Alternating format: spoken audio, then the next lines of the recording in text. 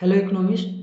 तो ये micro economic theory with mathematical exposition lecture series का दूसरा लेक्चर है। इस लेक्चर में हम देखेंगे एक्सियोम्स ऑफ रेशनैलिटी। कंज्यूमर थियोरी में हम जनरली मान के चलते हैं कि जो इकोनॉमिक एजेंट होता है, जो कंज्यूमर होता है, वो एक रैशनल इकोनॉमिक एजेंट होता है।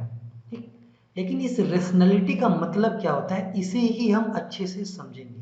ठीक, तो सबसे पहले देखिए, पहला एक्सियोम है, यानी एक्सियोम मतलब अजम्पशन भी आप इसे कह सकते हैं।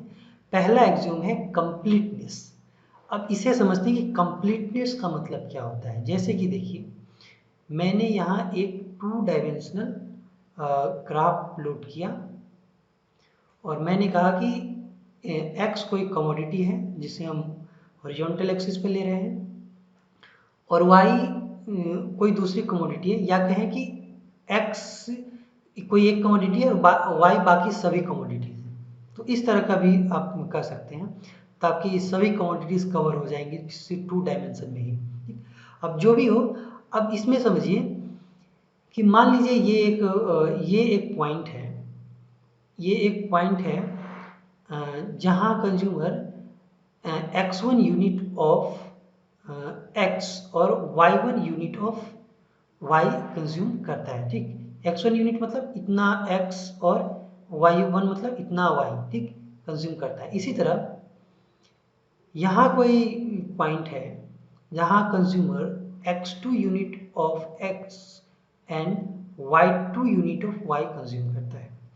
और इसी तरह यहाँ भी एक कोई पॉइंट ले लीजिए जहाँ consumer x3 unit of x and y3 unit of y consume करता है। अब इस पॉइंट को मैं कहता हूँ, इस सिचुएशन को मैं कहता हूँ सिचुएशन ए, इसे मैं कहता हूँ सिचुएशन बी, इस पॉइंट को, और इस पॉइंट को मैं कहता हूँ सिचुएशन सी।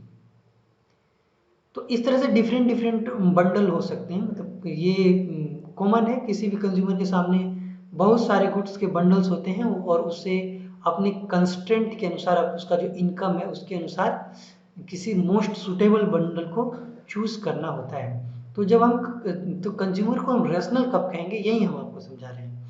तो यहाँ कंप्लीटनेस का मतलब क्या होता है। कंप्लीटनेस जरूरी है कंज्यूमर के बिहेवियर में इस बात को प्रूव करने के लिए कि वो रेशनल कंज्यूमर है, या ये कहने के लिए कि वो रेशनल कंज्यूमर है।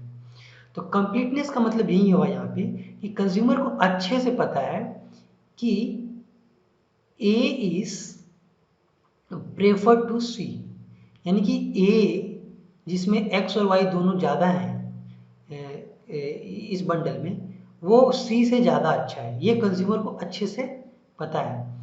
इसी तरह B is prefer to C, ये भी कंज्यूमर को अच्छे से पता है। या फिर ए और बी में कंज्यूमर को नहीं पता है, यानी कि कंज्यूमर कह सकता है कि he weakly prefers A to B. अब देखिए, यहाँ स्ट्रॉन्ग प्रेफरेंस को दिखा रहा है और ये वीक प्रेफरेंस को दिखा रहा है। मतलब कि ये इसे ये एग्जैक्टली नहीं बता सकता कि A is preferred to B और not. It may be equally preferred और it may be more preferred to B. तो ये कहते हैं वीकली प्रेफर्ड टू ए, लेकिन फिर भी कहते हैं कि A is preferred to B, ऐसा वो कह रहा है कि A is weakly preferred to B. इसी तरह वो ये भी कह सकता है कि B is weakly preferred to A. ठीक, क्योंकि दोनों सिचुएशन में उसे पता नहीं चल रहा है, तो ये बात भी वो कर सकता है कि A is preferred weakly preferred to B और B is weakly preferred to A. ठीक, तो ये सिचुएशन हो सकता है। तो जो भी सिचुएशन हो, कंज्यूमर का जो प्रेफरेंस है वो वेल डिफाइंड है, उसे पता है कि क्या कौन सा बंडल वो चूज करेगा, और ये हमेशा ट्रू होना चाहिए। ठीक, ये हर सिचुएशन में इसका प्रेफरेंस ऐसा ही होना चाहिए। ठीक, ये चीज, ये इसे कहते हैं कंप्लीटनेस, यानी कि कंज्यूमर का चॉइस कंप्लीट है, यानी कि रेशनैलिटी का एक क्राइटेरिया को वो फुलफिल कर रहा है, वो रेशनल कंज्यूमर है। उसके बाद आते हैं रिफ्लेक्सिव। रिफ्लेक्सिव का मतलब वही होता है जैसा कि आप अपने आप को आईने में देखते हैं, तो जैसे आप है उसी तरह आप दिखते हैं।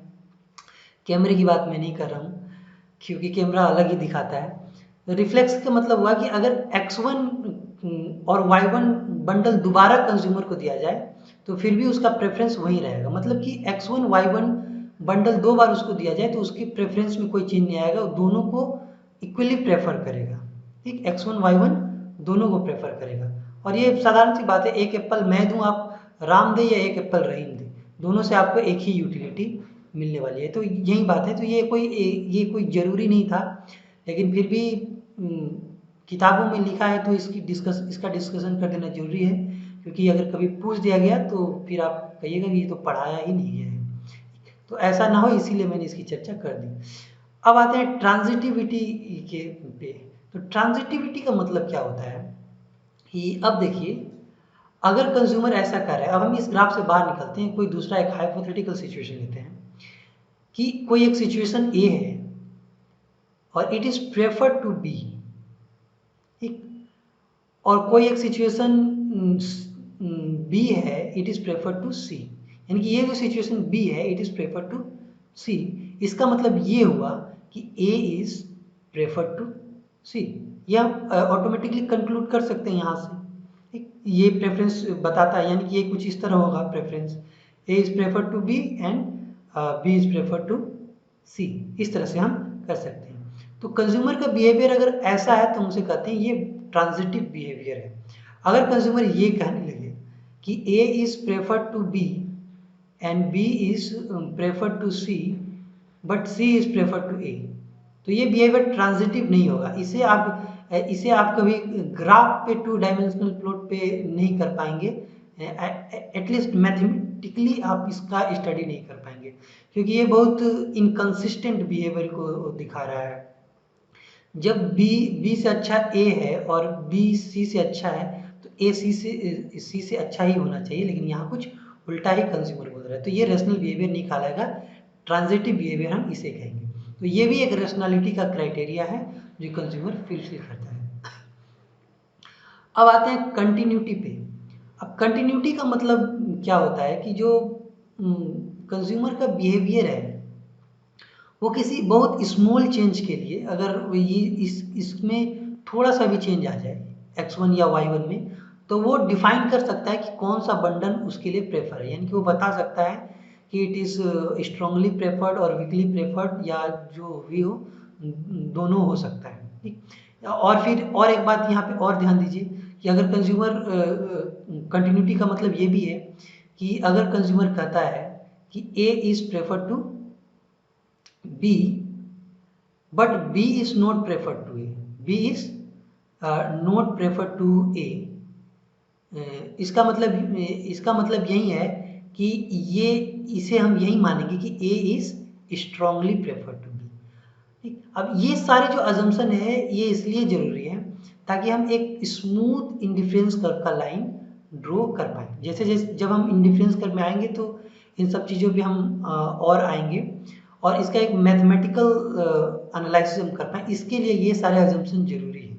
यानी कि एक रेशनल कंज्यूमर जो होता है वो सारे इस रेशनलिटी इस क्राइटेरिया को फुलफिल करता है, यही आपको ध्यान रखना है। तो ये 4 चीज़ें हो गई जो सिर्फ रेशनलिटी को लेकर हैं, और बाकी बहुत सारे अजम्पशन हैं इंडिफरेंस कर्व से रिलेटेड, उसकी भी हम चर्चा करेंगे।